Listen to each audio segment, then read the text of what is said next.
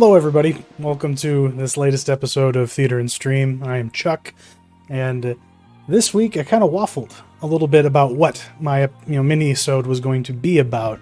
There's a few different movies that were possibly on the table, and some news that maybe could be served by talking about it when it's still kind of topical, versus when we'll be discussing it next week.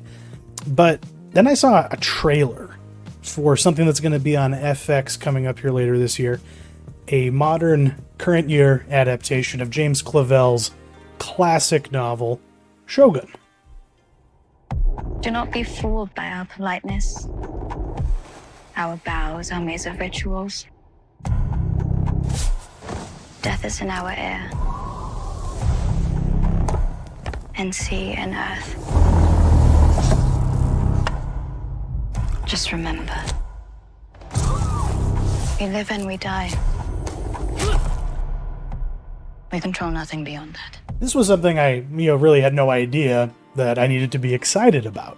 And, given the, the cast and the production quality that I've seen in the trailer, pretty excited for it.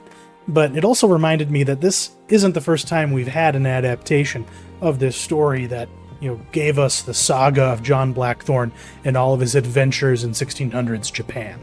Way back in the late 1970s and the early 1980s, television as a medium was very different from, the golden age we're currently living in with cable and streaming and whatnot. With most of what is on the air at that time looking quite quaint in comparison to what we have going on.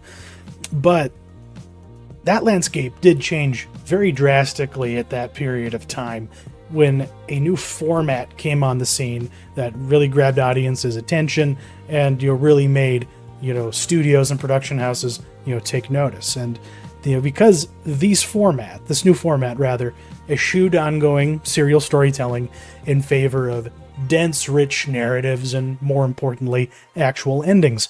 I'm of course talking about the miniseries, or as we call them today, limited series. Miniseries were the favored format for adapting the unadaptable, a means of realizing bestsellers like Roots and I, Claudius, in a matter that was often uncompromising. There was sex, nudity, violence, and even light gore, everything you need for primetime family entertainment. They were elevated television fare, capable of giving these stories and the characters within them room to breathe without having them wear out their welcome in American living rooms. But back in the halcyon days I'm, looking back on right now, there was one actor who reigned supreme, the undisputed king of the television miniseries, actor Richard Chamberlain. From 1979 to 1983, Chamberlain starred in James A. Michener's Centennial, the aforementioned Shogun, and the incomparable adaptation of Colleen McCullough's The Thorn Birds. For his performances in these three miniseries, Chamberlain was nominated for 3 Golden Globes and won 2. They used to mean something at one time.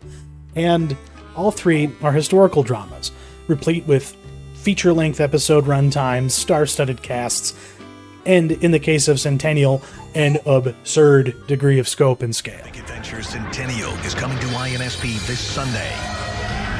A star-studded saga of a frontier town spanning 3 generations. You found a treasure. A treasure? Freedom. Robert Conrad, Raymond Burr, Richard Chamberlain, Lynn Redgrave, Timothy Dalton, Dennis Weaver, Brian Keith, and Andy Griffith. Dear God, thank you for this life and this place. Centennial came first, telling the origin story of the land, literally, of the state of Colorado, beginning with the formation of the continent and the Rocky Mountains, the death of the dinosaurs, and eventually the appearance of Native Americans, before concerning itself with the encroachment of fur trappers, settlers, and all the positives and negatives that go along with civilization, all the way to the then modern day in the late 1970s. Chamberlain played fur trapper Alexander McKeague, an adventurer caught up in a love triangle with his friend Pasquinel and Arapaho princess Claybasket. You'll find that this theme of love triangles and, losing out on love to be a running theme between all 3 of these characters that he plays. While McKeague doesn't stick around past the first half of Centennial, as the series grinds forward into the future, the sheer breadth of the story and various connections across time makes for some truly great stories and moments. I really can't recommend this series enough. It used to come on a giant 12-pack of VHS tapes. My grandparents got it, and we borrowed it, back in the day, and I think my parents still have it. I'm fairly certain that thing's a collector's item now. The success of Centennial and the acclaim Chamberlain received made him the go-to guy for these kinds of projects, leading up to his role as Ajin-san in Shogun. Based on James Clavell's international bestseller and Emmy Award-winning masterpiece, comes an unforgettable epic story of ruling warlords battling for ultimate supremacy to become Shogun. But one man has the power to change Japan's destiny. A tale of power, passion, beauty, and tragedy. This one kind of has it all. A who's who of American, British, and Japanese acting. From John Rhys-Davies to Toshiro Mifune, Shogun is pretty unique among such joint productions, in that none of the Japanese dialogue was subtitled, with no translation given, unless another character does so within the scene. A creative choice by the producers who felt that what he doesn't understand, we don't understand. Chamberlain's character is based on a real historical figure who traveled to Japan in the 1600s and rose to a high rank in the service of the shogun. Clavell's story fictionalized the true events to a degree, but the miniseries, written by Eric Berkovici and directed by Jerry London, has an authenticity matched only by the domestic Japanese productions at the time from the likes of Akira Kurosawa. Shogun would go on to win many accolades during its run and inspire an insane level of devotion from audiences at a time before home VCRs, many of whom rushed home to watch the latest installment of Ajin-san's journey, no matter what their commitments were. My own father cut his hippie hair into a top knot for Halloween that year so he could go as Ajin-san to a party. Shogun's success would be eclipsed 3 short years later, however, with the release of Chamberlain's next outing, The Thorn Birds, where he played Priest Ralph de Brickashot, and his relationships with the Irish Cleary family at a sheep station in Australia. It's chiefly concerned with his struggles to maintain his virtue and his vows despite his love and affection for the young Maggie. It's a sweeping, timeless story of family love and lust. It's pretty fucking great. From the raw Australia of the 1900s comes a turbulent saga that spans the decades. In Colleen McCullough's best-selling novel, The Thorn Birds. I'll never have what I want. The story of a priest driven by ambition. Never be what I want. Tormented by desire. And I don't know how to stop wanting. Hello, I'm Father de Brickasot, and you'll be Mary Carson's brother. The adaptation of McCullough's novel, the most popular and successful book in the history of Australia, I'm pretty sure even to this day, it wound up being amongst the most viewed miniseries ever, second only to Roots, I believe, as far as that's concerned. But now, I'm sure a lot of you very good people are probably wondering, well, how can I see these 3, miniseries myself? And the sad news is, it's kind of hard to do that, even by streaming or in physical media. My sad duty to report that the original Shogun is not available on streaming, but it can be viewed in a horrid definition via some uploads on the Internet Archive, which I've linked below. Centennial and the Thorn Birds are available for purchase on a variety of platforms, but otherwise the only available stream for customers is on Starz for some reason.